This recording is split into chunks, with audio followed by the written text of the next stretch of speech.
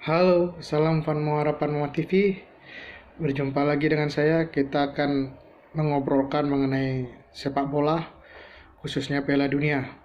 Sedikit membahas pembahasan saya di video sebelumnya.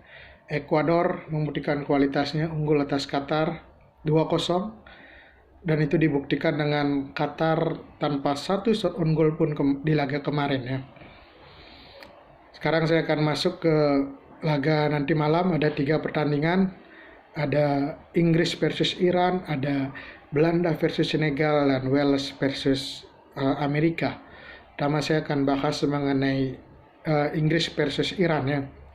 Dua tim ini belum pernah bertemu, walaupun sudah sama-sama sering tampil di Piala Dunia, tapi belum pernah bertemu antara Inggris dan Iran.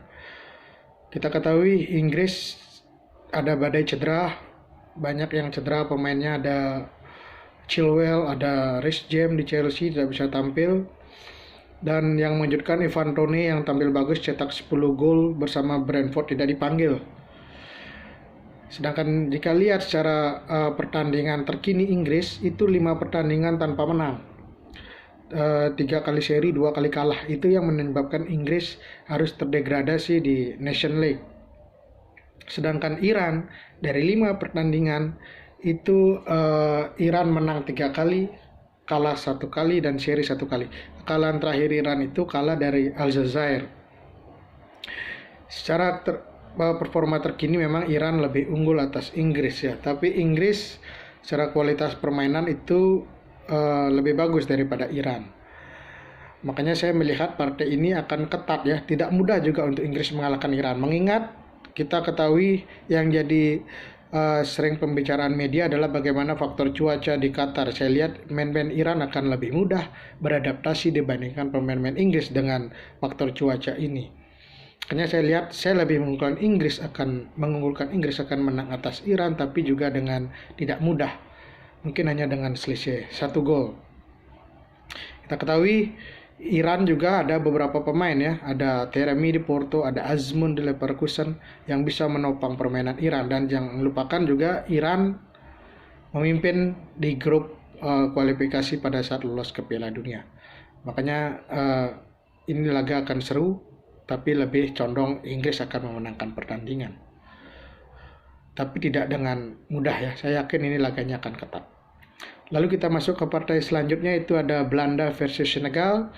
Kita ketahui yang jadi pemberitaan ramai Senegal minus Mane di Piala Dunia kali ini. Apakah Mane begitu pentingnya buat Senegal? Ya jelas, dia adalah salah satu bintang Senegal.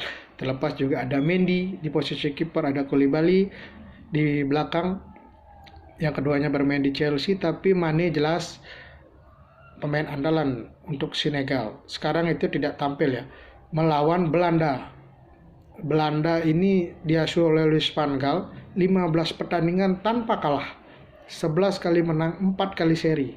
Dan yang mencengangkan di kualifikasi, Belanda berhasil mencetak 33 gol dari 10 pertandingan. Berarti itu rata-rata 10 gol. Rata-rata 3 gol dari per pertandingan. Ya, dengan mencetak 33 gol dari 10 pertandingan. Dan kebobolan hanya 8. Itu tidak mengherankan karena sana ada Virgil van Dijk, ada Matthias de Ligt, ada Stefan de Vrij yang bermain untuk Inter Milan. Itu membuat pertahanan Belanda menjadi kuat ya. Ditambah di depan yang unik adalah diisi oleh pemain-pemain yang sering masuk daftar cadangan ya. Memphis Depay jadi cadangan di Barcelona, Serge Bergwijn juga cadangan awalnya di Tottenham walaupun akhirnya pindah ke Ajax. Tapi Belanda berhasil mencetak begitu banyak gol di kualifikasi. Ini yang harus diawasi oleh Senegal. Apalagi Belanda juga punya pertahanan yang kokoh, tapi Senegal malah minus penyerang andalannya, Mane ya. Di laga kali ini Belanda dan Senegal memang belum pernah bertemu. Otomatis masih membaca-baca situasi, masih membaca-baca strategi permainan. Tapi di laga ini saya lebih mengunggulkan Belanda akan menang dengan Senegal. Bahkan skornya kemungkinan besar akan telak melihat bagaimana Belanda begitu garangnya, sedangkan Senegal masih secara psikologis agak terguncang karena ketidakhadiran Mane. Mungkin dengan selisih 2 gol Belanda akan menghabiskan Senegal di laga pertama ini. Lalu masuk ke laga yang terakhir, itu ada Wales versus Amerika. Ini menurut saya laga yang paling imbang di antara 3 pertandingan yang akan tampil nanti malam. Kita ketahui Wales masih mengandalkan sang kapten yang bermain di Los Angeles, itu Gareth Bale. Juga masih ada Aaron Ramsey yang diajak, dia sekarang main di Nice, yang mulanya kita kenal dia mainnya di Arsenal dulu. Juga masih ada Ethan Ampadu, dan di kipernya diisi oleh Hennessy, Nottingham Forest. Ada Ben Davies yang main di Tottenham. Kebanyakan pemain-pemain Wales ini mainnya di Liga Inggris.